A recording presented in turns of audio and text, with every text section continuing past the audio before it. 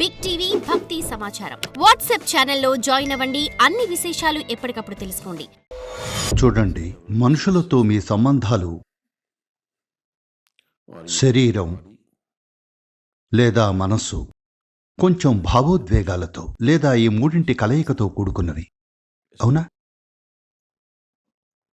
అవునా కాదా?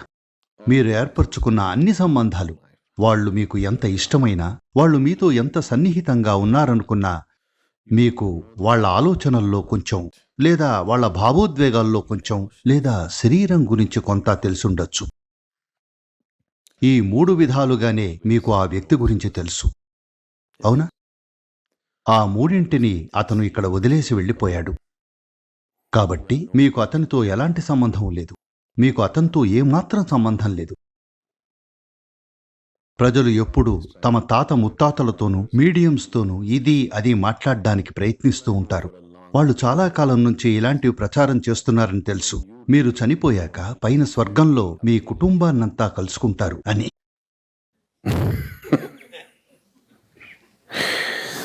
వాళ్ళు మీతో ఇలాంటివి చెప్తున్నారా లేదా? ఇది చాలా భయంకరమైన విషయం. నువ్వు చనిపోయాక స్వర్గంలో నీ కుటుంబం మొత్తం నిన్ను రిసీవ్ చేసుకోవడానికి ఎదురు చూస్తూ ఉంటుంది అని చెప్పడం. అందుకనే జనాలు రకరకాల పనులు చేస్తూ ఉంటారు స్వర్గానికి వెళ్లకుండా ఉండడానికి.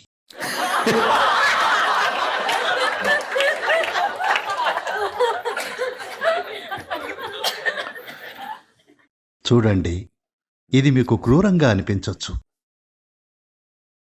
కానీ మీరు జీవితాన్ని ఉన్నది ఉన్నట్లు చూడాలి. మీరు ఊహా ప్రపంచంలో ఉండాలనుకుంటే మీ ఇష్టం. మీరు ఆలిస్ లాగా వండర్ల్యాండ్లో ఉండాలనుకుంటే అది మీ ఇష్టం.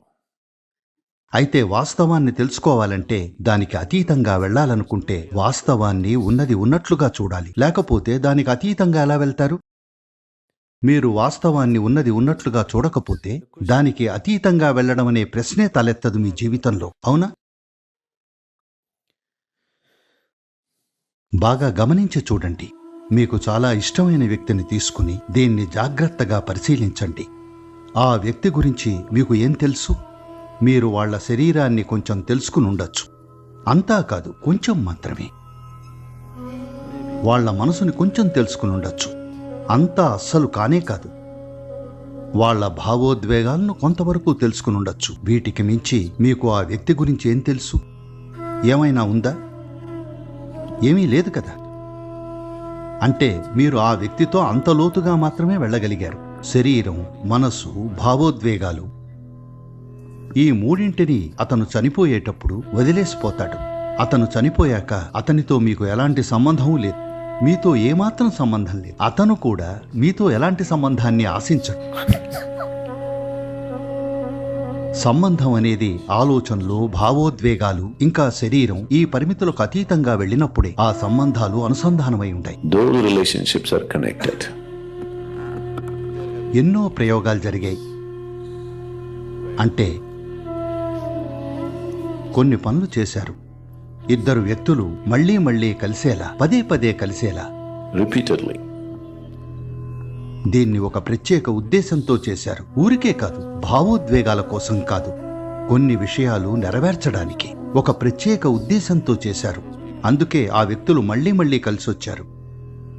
కానీ అది చేసినప్పుడు వాళ్ళని వేరే విధంగా అనుసంధానించారు. భావోద్వేగాల స్థాయిలో కాదు, మానసిక లేదా భౌతిక స్థాయిలో కాదు, పూర్తిగా వేరే విధంగా.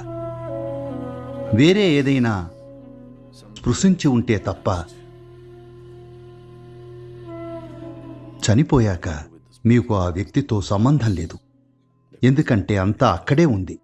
చేతనావస్థ, మనస్సు మరియు శరీరం పోయాయంటే ఆ వ్యక్తితో మీకున్న సంబంధం తెగిపోయిందని. చూడండి, ఎవరికైనా అల్జైమర్స్ వచ్చినప్పుడు తన భార్య ఎవరో, తన పిల్లలు ఎవరో ఏమీ తెలీదు. ఎందుకంటే మనసు పోయింది. అవునా కాదా? శరీరానికి తనదైన జ్ఞాపక శక్తి ఉంటుంది, కొంచెం గుర్తుపట్టగలదు, కానీ ఎక్కువైతే కాదు. మనసు పోయినందుకే వాళ్ళు మిమ్మల్ని ఏమాత్రం గుర్తుపట్టలేదు. అంతా అయిపోయింది. మరి చనిపోయాక వాళ్ళు మిమ్మల్ని గుర్తుపడతారని అనుకుంటున్నారా? దయచేసి నిజాయితీగా ఆలోచించండి. మిమ్మల్ని మీరు మోసం చేసుకోకండి. కాబట్టి మనుషులతో మీకున్న సంబంధం ఇంతే. శరీరం, మనసు, ఇంకా భావోద్వేగాల వరకే. వాళ్ళు తమ శరీరాన్ని వదిలేశాక వీటికి ఏమాత్రం ప్రాముఖ్యం ఉండదు. వాళ్లతో మీ వ్యవహారం అంతటితో ముగిసిపోయింది. జీసస్ చనిపోయిన వాళ్ళని చనిపోయిన వాళ్లకే వదిలేయండని అన్నాడు తెలుసా? చాలా క్రూరంగా, దురుసుగా అనిపిస్తోంది కదా. ఒకతను, మా నాన్న చనిపోయారు, నేను ఆయన్ని ఖననం చేసి వస్తాను అన్నాడు. అప్పుడు జీసస్ చనిపోయిన వాళ్ళని చనిపోయిన వాళ్లకే వదిలేయి అంటాడు. ఆయన మీరు చెప్పుకునే విధంగా సౌమ్యుళ్లా కనిపిస్తున్నాడా? అలా కనిపిస్తున్నాడా? చూడండి, మీరిప్పుడే మీ తండ్రిని కోల్పోయారు. మీరెళ్ళి ఎంతో భావోద్వేగంతో అడుగుతారు, నేను మా నాన్నని ఖననం చేసి వస్తాను అని. చనిపోయిన వాళ్ళని చనిపోయిన వాళ్లకే వదిలేసి నువ్వు నాతో రా. ఈ మాట సౌమ్యంగా ఉన్నట్లు లేదు, అవునా?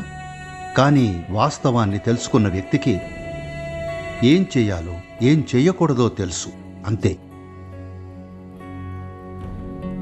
మరి ఎవరైనా చనిపోయినప్పుడు మనం ఏం చేయగలం? మనం ఏం చేయగలం అనేది మీ గురించా లేక వాళ్ల గురించా? అది మీ గురించైతే ఒక విధంగా చెయ్యాలి, వాళ్ల గురించైతే ఇంకోలా చెయ్యాలి. ఒక నిర్దిష్ట సమయంలోపు వాళ్ల కోసం కూడా మనం ఏదో ఒకటి చెయ్యొచ్చు. వాళ్ళు ఒక విధంగా చనిపోతే మీరేం చెయ్యాలంటే, మీకు ఎంతో ఇష్టమైన వ్యక్తి చనిపోయినప్పుడు సహజంగానే మీకు ఇది జరుగుతుంది, కానీ కొంతమంది దీన్ని మరీ అతిగా ఊహించుకుంటారు. మీకు ఎంతో ఇష్టమైన వ్యక్తి చనిపోయినప్పుడు ఆ వ్యక్తితో మీరు గడిపిన మధురమైన క్షణాలన్నీ మీకు గుర్తొస్తాయి. ఓ, అప్పుడలా ఉండేది అని. లేదంటే కొన్ని క్షణాలు గుర్తొచ్చి, ఓ, ఇలా చేసి ఉండాల్సింది, కానీ అతనితో ఇలా ప్రవర్తించాను, అతన్ని మోసం చేశాను, ఇది చేశాను, అది చేశాను అనుకుంటారు.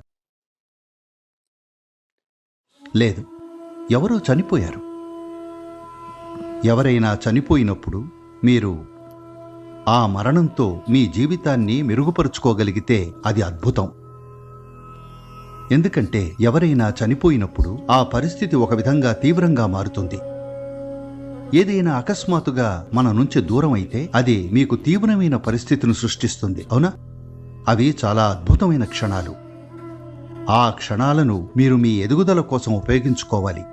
ఇది మృదుత్వాన్ని, సున్నితత్వాన్ని మీలోకి తీసుకురావడానికి, అలాగే మీ అశాశ్వత తత్వాన్ని చూసుకోవడానికి సరియైన సమయం. For more videos like this, subscribe Big TV channel.